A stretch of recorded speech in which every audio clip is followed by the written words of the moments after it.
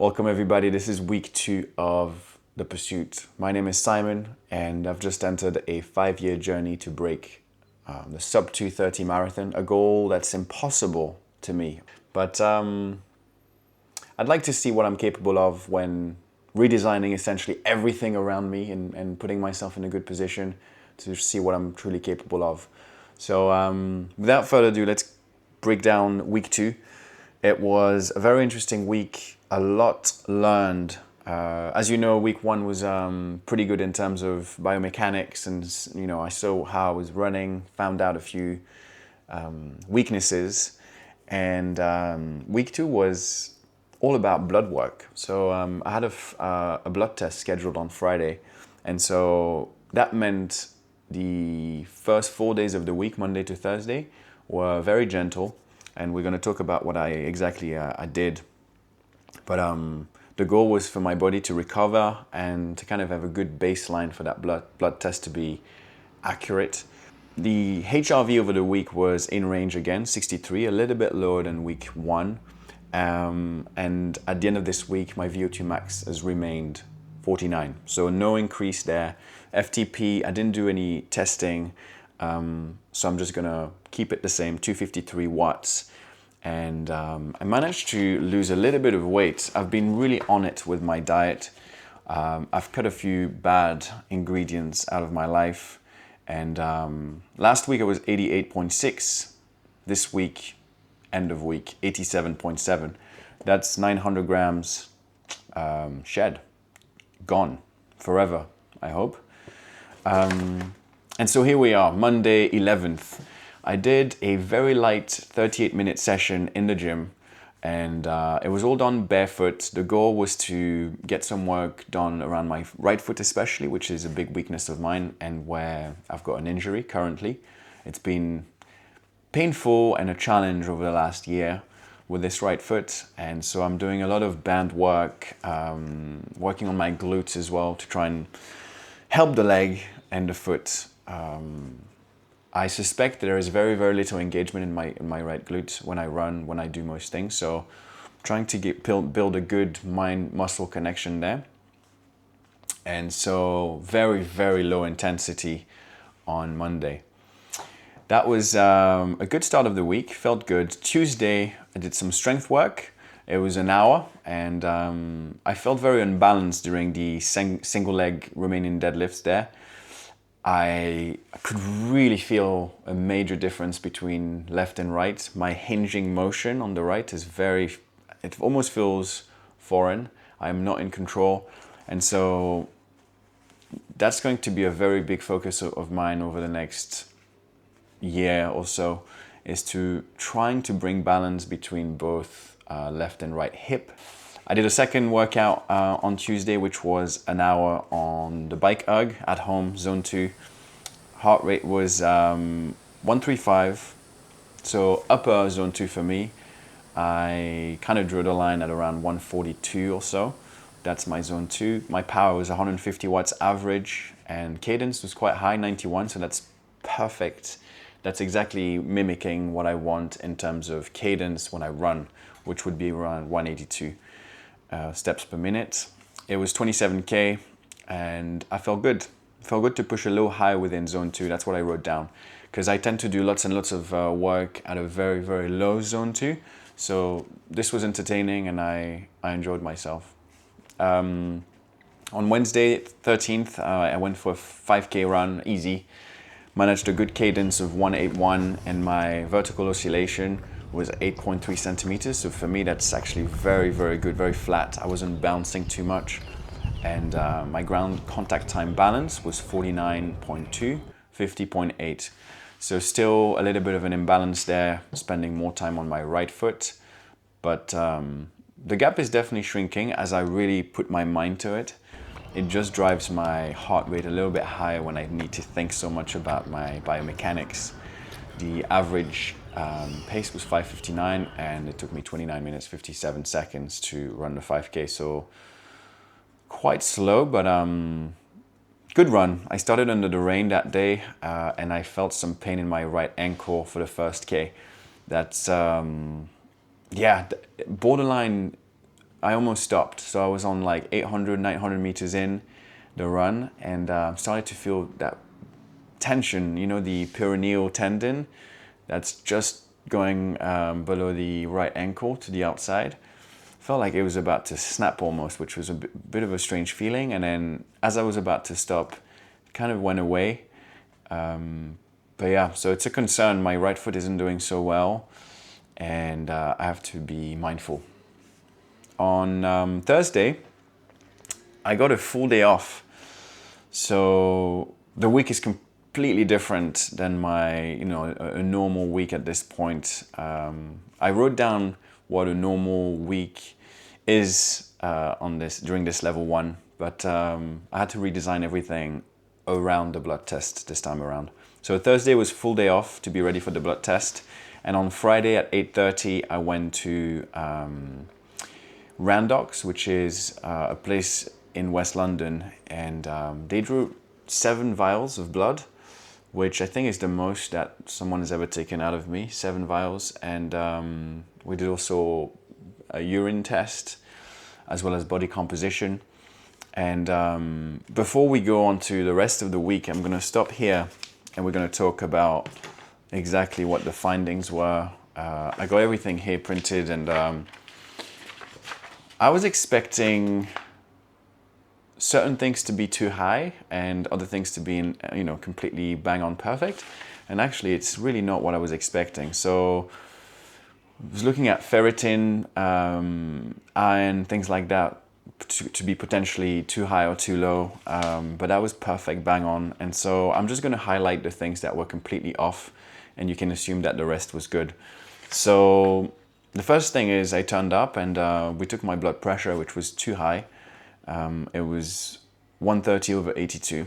And that was a bit frustrating because, I'm going to pull this up now, I took a reading on the Friday, which was 116/67. Pretty much the same machine as what they have, same brand. And I took 3 readings at home. They were all good. And I've been taking my blood pressure at home for a while. It's always been in range. But whenever I go to the doctors, for some reason, it shoots up. I'm trying to relax, and I can't seem to relax. So they call it I think it's called the white dress syndrome, or the white coat syndrome. Everything tenses up when you see a doctor. So I think that's what's happening to me. So I'm not too concerned. It's in the red, but I've put it in the green, as every time I test myself at home, it's okay. Second thing, I've got 2 things that are too low here in page 1, which is neutrophil count and white blood cell counts. And I think that's what's going to happen over the next 5 years, is that I'm going to learn a lot about my own body. So neutrophil count, it refers to the number of neutrophils per volume of blood. So a decreased neutrophil count may be associated with bacterial infection, viral infection, or deficiencies. Example, vitamin B12, folic acids deficiency, liver disease, and some medications. I don't take any medication, so something to look for, you know, in the next blood test. I'm not too far. I'll get a test done again in 6 months and see whether I can bridge that gap. Second thing is my white blood cell count, which is a little bit low as well. A decreased white blood cell count may occur with some infections, deficiencies, example, vitamin B12 and folic acid again, liver disease, and diseases in the immune system. Again, I checked vitamin B12, perfect, folic acid is perfect, optimal. So I want to check, this is the second thing that relates to liver potentially. And so I think I might need to do some testing there. Next is my cholesterol. So on my dad's side of the family, everyone has had high cholesterol. And so I think it's a little bit of genetics, but also I can pinpoint some very, very bad habits in my past, eating so much saturated fats through processed meats especially. And I've cut those now out of my diet, and it's going to be a huge focus of mine for the next 6 months to get that LDL cholesterol, which is the bad one, from 444, which is high, and it's quite close to very high, so that's really not good, to under 3. Let's see what's possible without it taking any pills, any drugs, and just through diet, hydration, and sports. Let's see where I can get it to. So the goal is sub 3 LDL cholesterol in 6 months. And my sodium level was high. That's another thing. So I've got an issue with hydration. I'm not hydrating enough, and that's another focus of mine. So I'm going to cut the saturated fats for the cholesterol, and I'm going to increase my water intake as well as electrolytes. I have to be very mindful and careful on how I use electrolytes because it's packed with sodium, but I'll have to use that around workouts, and when I am not working out, drink lots and lots of water, above 3 to 4 liters, I think, at this point. It's 146.3, just above the number, so it becomes high. Next marker, which is high, is albumin, which is in the liver health, which is interesting. I am on 50.5, which is just above that line again. And I'll write it down right here. You can see and have a quick look at what it is, post the video. So I don't want to make this video as long as the first one. But my albumin was too high, and we can move on to the last one, which is the free thyroxine, FT4. So it's a hormone produced by the thyroid. And if it is elevated, it can be associated with hyperthyroidism. English isn't my first language. Essentially an overactive thyroid gland. All right, to keep an eye on, I'm on 22.4, and I really want to be under 21. So this is it. These are the results. The rest is decent. What I find out with this blood test is that I really need to be on top of my hydration. I'm going to have a quick sip. And my diet. I have been slacking over the last 10 years. And these two combined with good sleep, I think can do half of the work to get me as close to my goals as possible. So big focus, and I'm happy to see that I've already lost a little bit of weight, even though 900 grams, you know, give and take, you've got lots of fluid in the system. So it might be a little off, and I'm taking the reading every single week at the same time, you know, in the morning. So I'm hoping that it's fairly accurate, but I'm taking that with a pinch of salt for now. I want my body weight over time to decrease, as 87 is still way too high to run properly. Yeah, I've got to retain my strength though. Next, we took a body composition. Visceral fat was a bit high on 5. I mean, it's still in the green. Anything below, I think 10 or 12 is said healthy, but I'd like to see that going down. And my fat percentage was 17.7.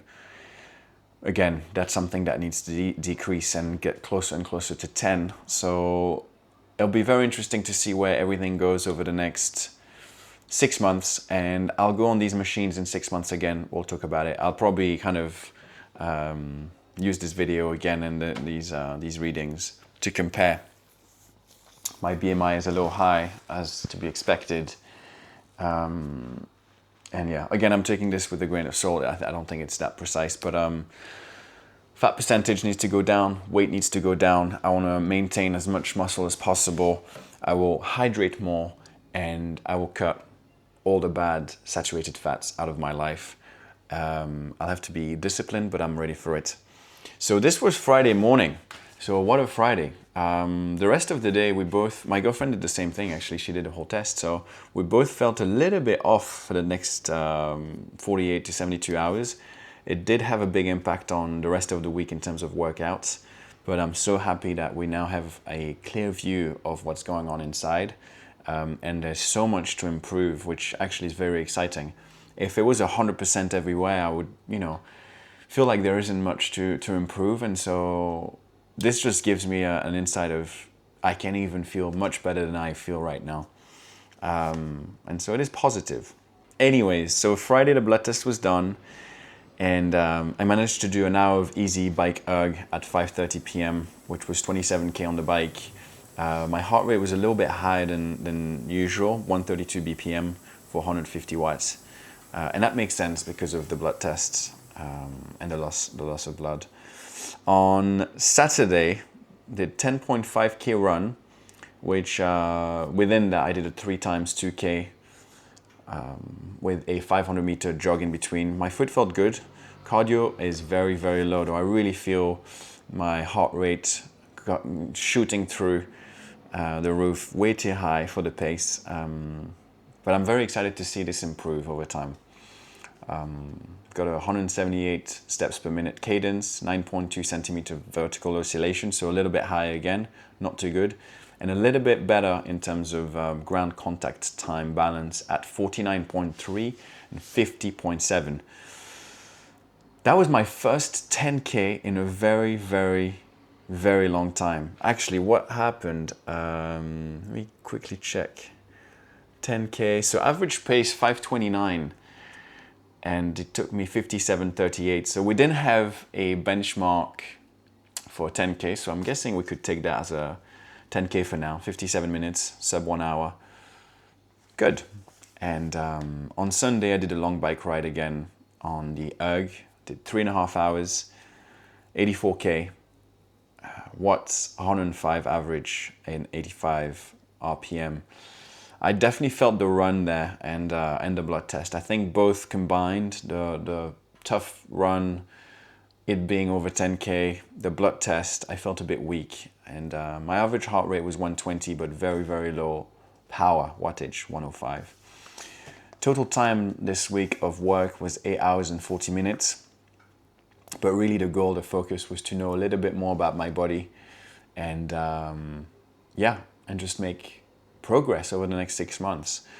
I wrote the weekly review here, felt lots of energy from Monday to Thursday, and it felt challenging not to work out hard before the blood test. I really had to, kind of put the brakes on and make sure I was trying my best to stay in a good shape for the blood test. The 7 vials taken made me feel a little weaker over the next 48 to 72 hours, but I'm very happy about having a clearer view on what is happening inside my body. The only way is up. That is everything for week 2. Thank you for watching. If you have any questions, any suggestions, leave them down below in the comment section. And if you don't know what the heck I'm doing here, you can watch video 1, which should appear here. And yeah, I'll see you next week for week 3. Hopefully more to come, more improvements, and feeling good. Go get it. See you next week.